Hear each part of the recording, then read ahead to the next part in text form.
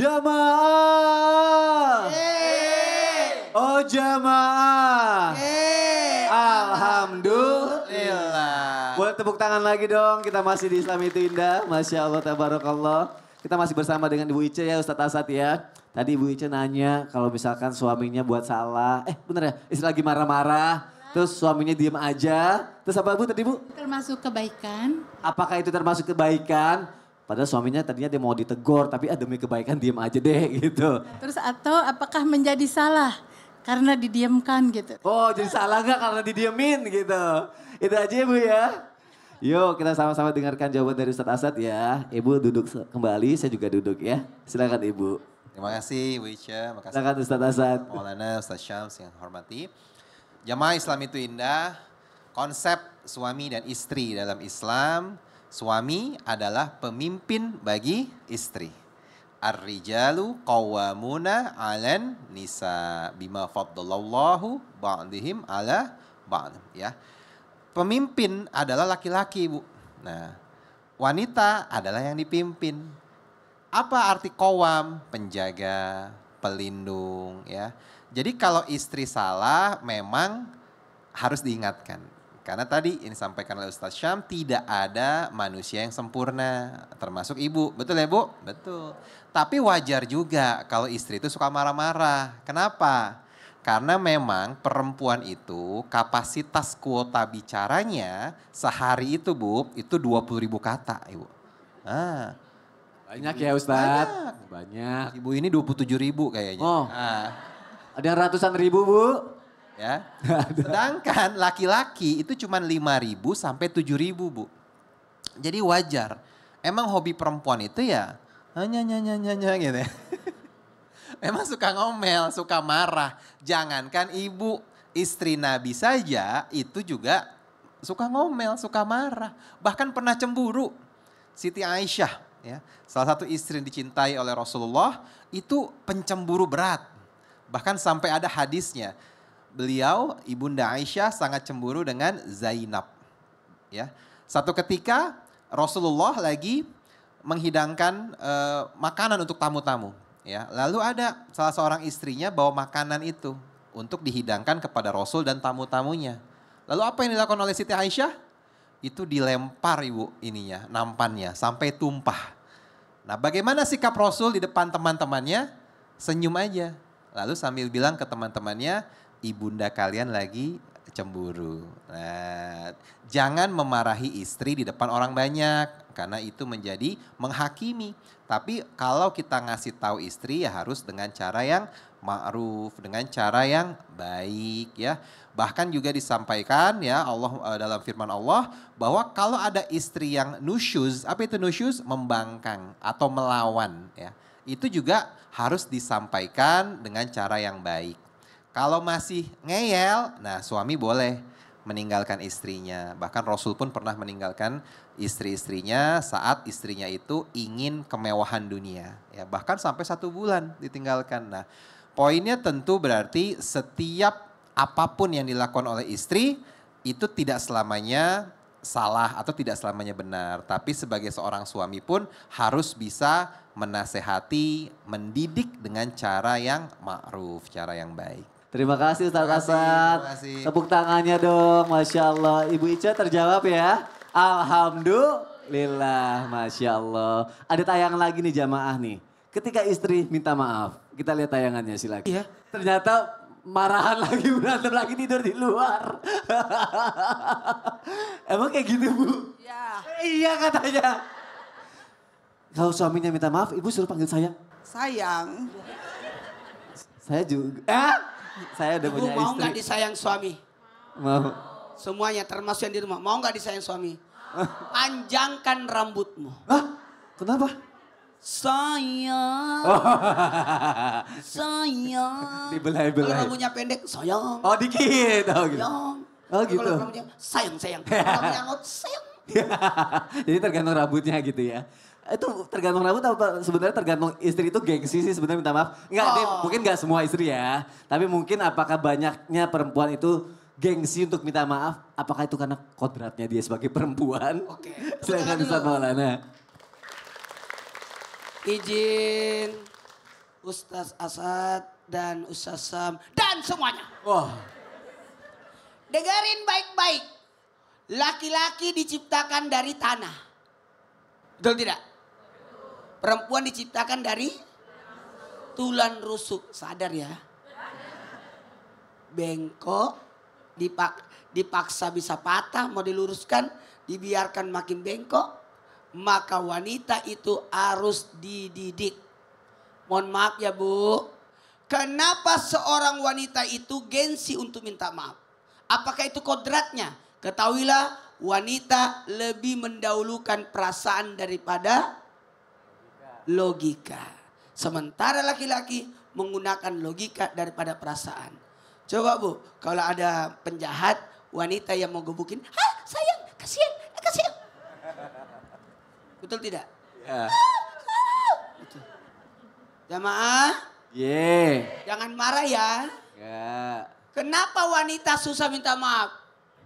Karena, mohon maaf. Karena bentuk kasih sayang yang luar biasa. Nanti itu.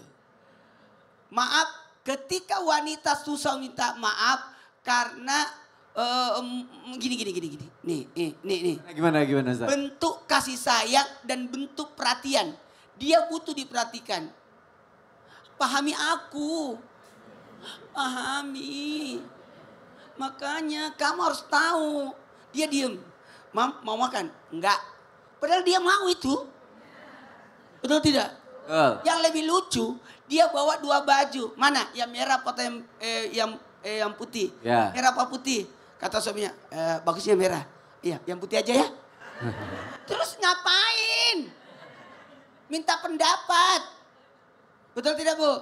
Betul. Siapa yang paling banyak bajunya? Laki-laki atau perempuan? Dan itu pun masih dianggap kurang. Itulah hebatnya wanita. Ada lemari perempuan, tidak ada lemari laki-laki. Semua numpan di lemarinya. Betul. Ya, maaf. Keceplosan. Jamaah. Kenapa keinginan untuk dipahamilah yang menyebabkan wanita itu tidak mau atau gengsi minta maaf. Karena dia yang butuh dipahami. Dia mau dirasakan, harus paham. Paham tidak Pak? Harus paham tentang diriku. Alhamdulillah saya sudah melewati masa-masa itu. Saya menikah tanggal 8 bulan 8 2008 jam 8. Wah, Masya Allah. Istri saya meninggal 20 Januari 2019, 10 tahun 5 bulan 12 hari. Masya Allah. Tidak pernah bertengkar walaupun sekali. Kok bisa?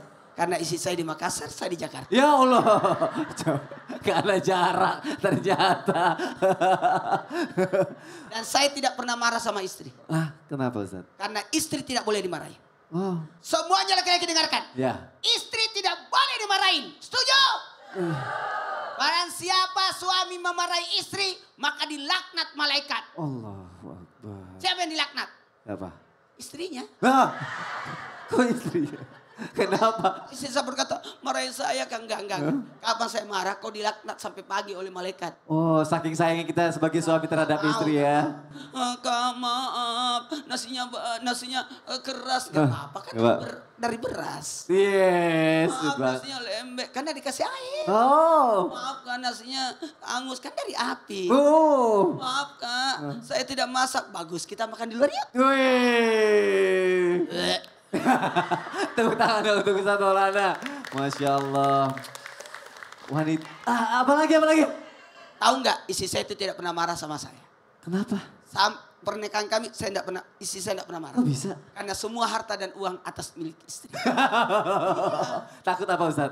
Kenapa? Kalau atas nama suami, atas nama istri pasti turun ke anak. Nah, oke. Ini buat anak, tapi kalau atas nama suami, kita tidak tahu turun ke anak siapa. Ya Allah. Kalau bicara soal cinta dan wanita, Ustaz Maulana emang juaranya. Masya Allah. Boleh kasih apresiasi untuk Ustaz Maulana? Ya Allah, luar biasa ya. Oke deh. Dari tadi belain perempuan terus, pasti perempuan juga pengen nanya sesuatu. Kalau gitu yuk kita masuk ke segmen Tanya Dong Ustadz. Kami semua tanya dong Ustadz. Yang mau nanya boleh angkat tangannya ya. Ibu pertama kali angkat tangan. Kalau gitu ibu yang bertanya. Silakan ibu ikut saya sini bu. Ayo bu. Sini aja. Ibu takut sama saya? Hah? Enggak. Enggak. Takut dimarahin. Oh takut? Enggak bu. Mau tanya Ustadz? Ya boleh kasih salam dulu. Bismillahirrahmanirrahim. Assalamualaikum warahmatullahi wabarakatuh. Waalaikumsalam warahmatullahi wabarakatuh. Nama saya Ibu Sri Kania dari Majelis Taklim Al Muhajirin Gading Tutup K2 Kabupaten Bandung. Tepuk tangannya dong. Mau- Ibu Sri Kaya mau nanya apa bu? Mau nanya, Ibu Sri Kaya? bukan Sri Kaya. Sri Kania. Oh Sri Kania. Ya, Sri Kaya, Sri Sri Kaya. Kaya itu enak juga kan Sri Kaya, manis ya. Iya. Ibu juga manis. Silakan bu. Ustadz Sam, saya mau tanya Ya, mangga, Ibu. bagaimana kalau suami selalu ngalah tapi dalam hati jadi numpuk beban ya. Nah itu gimana cara menyeimbangkannya agar tidak meledak-ledak di suatu saat. Nah itu ya. Biar Ada nggak bu, kira-kira bu begitu bu, laki-laki begitu kira-kira ada nggak bu? Kak ada Ada, Bu. kayaknya. Laki- Banyak lah yang seperti itu Makanya dalam biasanya rumah lebih tangga. menakutkan biasanya laki-laki yang pendiam sabar gitu bu ya. Iya. Sekali marah Ya, meledak. sekali marah, marahnya meledak gitu. Jadi bom waktu. Bagaimana cara menyeimbangkannya? Baik. Oke, kita sama-sama dengerin ya Bu ya. Ya. Silakan duduk Bu. Ya, apa? Sini mic-nya. Ya, silakan yuk saya antar deh. Takut nyasar. Nih Bu, silakan Bu. Ya. Makasih ya, Bu, ya. terima kasih Ya, Mas Soni, silakan, Tabi Guru Siap. kami, Ustadz Maulana, Ustadz Asad, para alim ulama yang dimuliakan Allah Subhanahu wa taala. La taqdob walakal Jannah. jangan marah bagimu surga. Ada penjelasan ulama tuh tentang la taqdob ini, jangan marah. Artinya jangan membuat sesuatu ataupun keadaan yang bisa memicu kemarahan. La taqdob walakal jannah, jangan mendekati sesuatu yang kira-kira membuatmu marah. Sehingga kalau ibu katakan bagaimana caranya jikalau ada seorang suami yang hobinya ngalah lalu ternyata menjadi disimpan, dipendam dalam hatinya. Nah ini berarti dia memicu sesuatu yang bisa meledak sesuatu saat.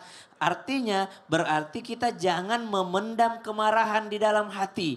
Diluapkan dengan cara apa? Satu, dikasih sama Nabi solusinya. Kalau dalam keadaan berdiri, duduk. Cara memendamnya tuh. Kalau dalam keadaan duduk, berbaring. Kalau dalam keadaan berbaring masih marah, dengan berwudu. Karena sesungguhnya marah itu dari setan, setan itu dari api, dan diademkan, dipadamkan dengan air wudu. Setelah itu masih, maka luapkan dengan sholat. Sholat apa? Sholat apa saja. Bagus juga pada saat tahajud luapkan amarah tuh.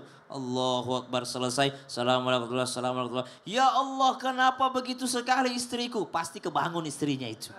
Pasti kebangun dan insya Allah nggak bakal marah balik. Kenapa? Waduh, udah melapor ke pusat nih suami gue nih. Waduh, backingannya pusat nih. Gimana dong kalau tiap besok saya marah lagi? Pasti istrinya lebih merasa tersentuh dibandingkan dibalas marahnya. Sehingga dia mengatakan, ya Allah ternyata selama ini dia mengalah. Ternyata ngadunya ke Allah. Pantas saja saya merasa tidak tenang. Pantas saja saya merasa kok ini saya sudah punya semua kok saya nggak bahagia. Pantas saja saya merasa ini kok. Subhanallah. Akhirnya dua-duanya tambah soleh. Yang satu karena tahajudnya, yang satu tambah solihah. Jadi bukan dipendam sendiri di dalam diri, diungkapkan. Tapi kepada siapa? Kepada Allah Subhanahu wa ta'ala. Yang kedua, kata Abu Bakar As-Siddiq, ma syami'tu ba'dal Islam. Lalu Abu Bakar As-Siddiq radhiyallahu anhu senantiasa menggigit kerikil. Kenapa? Karena marah di hati saja, lisannya tetap dijaga. Mau meledak ataupun tidak meledak, tetap menjaga lisan. Karena salamatul insan fi hifdzil lisan. Dan kathirul ta'am, kathirul kalam. Banyak makan, banyak ngomel tuh. Jadi kalau mau seseorang menahan lisannya, banyak-banyak puasa. Subhanallah. Jadi cara menyeimbangkannya adalah dengan berpuasa. Coba lihat orang kalau puasa mau marah ditahan tuh. Mau meledak ditahan. Kenapa? Ana shaim, Allahumma inni shaim. Saya sedang puasa, saya sedang puasa, saya sedang puasa. Subhanallah. Tapi ini pembahasan ini seakan-akan memang kita suami memang dituntut untuk lebih banyak lagi berjihad. Berjihad. Kayak jihadnya bukan hanya di Gaza, Hah? jihadnya bukan hanya di medan perang, Ya. jihad kita sekarang di dalam rumah tangga. Masya Allah, pahala besar insya Allah ya besar, Allah. perjuangan besar, pahala besar. Terima kasih Sasya. Sama-sama, Mas Sony. Tepuk tangannya dong. Terjawab ya Bu ya. Alhamdulillah. Oke, yang nanya udah. Biasanya kalau curhat ini lebih tumpah, lebih pecah lagi nih. Ya, oke. Yuk kita masuk ke segmen curhat dong Ustadz. Iya, kami curhat. Yang mau curhat langsung aja boleh angkat tangannya. Ibu lagi sebelah-sebelahan. Ya Allah, Bu, silakan keluarkan keluh kesahnya. Ayo ikut saya sini. Coba, mau curhatnya sama siapa sih? Kepada Ustadz Maulana. Nah, sama Ustadz Asad. Oh, berdua. Oke, Ustadz Maulana sama Ustadz Asad. Akhirnya saya ketemu sama seukuran. Kali ini Ustadz Maulana menang. Cie. Bu, silakan Bu, kasih salam. Namanya siapa? Assalamualaikum warahmatullahi wabarakatuh. Waalaikumsalam warahmatullahi wabarakatuh. Nama saya Trisna dari Majelis Taklim Al-Muhajirin Gading Tutuka 2 Kabupaten Bandung. Tepuk tangan dong. Tangan untuk Ibu Trisna. Bajunya dong. Kenapa Ustadz? Bersimer. Oh, shimmer. Shimmering. Curhat dong Ustadz. Iya, Ibu. Begini Ustadz, saya punya anak 2 laki-laki. Yang bungsu itu telah berpulang ke rahmatullah di usia 26 tahun. Oh Masya Allah, udah nikah? Belum, baru mau dinikahkan. Kan tiba-tiba meninggal. Ya, begitu. Udah 8 tahun Ustadz. Tapi sampai sekarang itu masih sesak ya, masih sakit gitu. Apalagi kalau kita cerita-cerita dan sebagainya. Atau mungkin kita takziah kepada orang yang sama ditinggalkan oleh anaknya. Terus seakan-akan saya memutar video gitu 8 tahun yang lalu. Nah kondisi seperti ini apakah saya ini termasuk sedih yang berlarut-larut? Atau bagaimana begitu? Bagaimana cara mengatasinya supaya kalau memang itu salah tidak seperti itu lagi. Terima kasih. Terima kasih Ibu untuk curhatannya. Mengatasinya bagaimana Ustadz Asad? Baik Ibu, sedih itu boleh. Tapi sedih yang berlarut-larut dan berlebihan itu tidak dibolehkan. Dan Rasul juga mengajarkan kepada kita bahwa setiap kejadian yang terjadi dalam diri kita itu sudah atas izin Allah. Daun yang jatuh aja itu Allah tahu atas izinnya, apalagi meninggalnya anak ibu. Pasti berat. Orang tua meninggal berat, tapi anak yang meninggal itu jauh lebih berat. Bagaimana caranya? Doakan Bu. Tidak ada yang bisa ibu lakukan kecuali mendoakan anak ibu. Dan dekatkan diri ibu dengan Allah. Ala bidzikrillahi tatma'innul qulub. Ya, kalau ibu lagi ingat anak ibu, bawa ke atas sajadah, bawa ke ngaji, bawa ke zikir gitu ya. Mungkin itulah yang bisa menolong anak ibu di akhirat, di kuburnya. Karena saat seseorang sudah masuk ke alam kubur tidak ada yang diharapkan selain doa. Jadi itu yang bisa dilakukan dan perbanyak amal soleh ibu niatkan juga untuk anak ibu. Insya Allah sampai. Terima kasih. Almarhum lebih butuh doa ya. Butuh dibanding doa. kesedihan ibunya ya. Ustadz Maulana. Gini, kepada orang tua yang ditinggal meninggal oleh anaknya lebih awal, ketahuilah. Ibu ada 2 keutamaan. 1, buat ibu ketahuilah anak yang berangkat duluan nanti akan menyambut kita. Ibu kalau mau ke Jakarta, ibu punya anak di Jakarta. Enak kan? Ada yang jemput. Ibu mau ke Medan. Anak ibu ada di Medan. Kira-kira dijemput enggak? Jemput. Gitu. Yang kedua, baik sangka kita kepada siapa? Kepada anak itu. Anak yang meninggal lebih dahulu, yakinlah. Insya Allah masuk surga. Ini Allah. Amin ya Allah ya Rabb. Karena tidak akan mencium baunya surga anak yang durhaka sama orang tua. Sementara anaknya berangkat duluan. Ibu berpeluang untuk memaafkan anak ibu. Amin. Ibu berpeluang untuk mendoakan anaknya ibu. Karena doa orang tua diijabah oleh Allah. Peluang ibu untuk mendoakan anak. Ya Allah ampuni dosa-dosanya. Oh, ya Allah angkat derajatnya. Ya Allah masukkan dalam surga. Kalau ada dosanya sama saya sudah ampuni semua. Tidak ada lagi dosa pada itu kan. Ada 2 manusia yang tidak akan mencium baunya surga. 1, anak yang durhaka sama orang tua. Dan ini aman karena ibu masih hidup. Yang kedua, istri yang meninggal lebih dahulu, maaf ya, istri yang tidak dimaafkan oleh suami. Maka ketika istri meninggal lebih dahulu dan suaminya berkata tidak punya dosa, maka wanita itu masuk surga. Insyaallah. Ibu mau masuk surga? Mau. Meninggallah lebih dahulu. Jangan dong. Bukan gitu maksudnya nanti. Suruh meninggal gimana sih? Jadi ibu aman ya. Senyum. Terima kasih. Kalau mau bagus, ibu sedekah atas nama anak ibu. Insya Allah. Ya, ini saya sumbang 1 sak semen di masjid atas nama anak saya. Sumbang Quran di masjid atas nama anak. Ibu bikin kue bawa ke masjid atau kemana, dibagikan untuk pahala anak ibu. Ya. Terima kasih Ustaz. Terjawab Ibu? Alhamdulillah. Alhamdulillah. Terima kasih Ibu sudah curhat di sini. Nanti ada kesempatan lagi insya Allah. Tapi jamaah jangan kemana-mana. Tetap di Islam itu Indah. Kita bahas lagi. Nggak lama kok. Jamaah jamaah. Alhamdulillah. Yuk datang ke Trans TV Festival Volume 3. Konser musiknya Trans TV. Gratis. Jumpa artis program-program Trans TV. Dimeriahkan artis-artis ternama. Dipandu Rian Ibram. Dan serbu puluhan kuliner viral. Gas seru-seruan seharian bersama orang tercinta. Di Trans TV Festival, Sabtu 4 Oktober mulai jam 6:30 pagi gratis di lapangan Sunburst BSD.